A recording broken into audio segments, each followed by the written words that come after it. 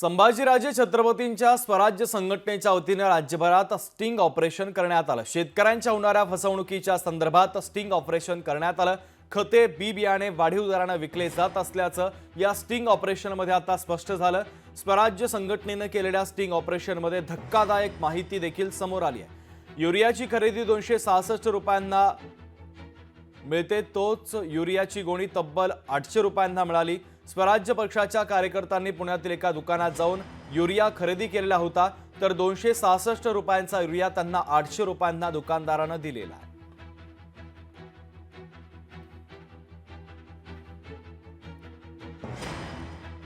तर या स्टिंग ऑपरेशनच्या संदर्भातले ही काही दृश्य देखील आपण पाहतोय। स्वराज्य संघटनेच्या वतीने राज्यभरात स्टिंग ऑपरेशन करण्यात आलं।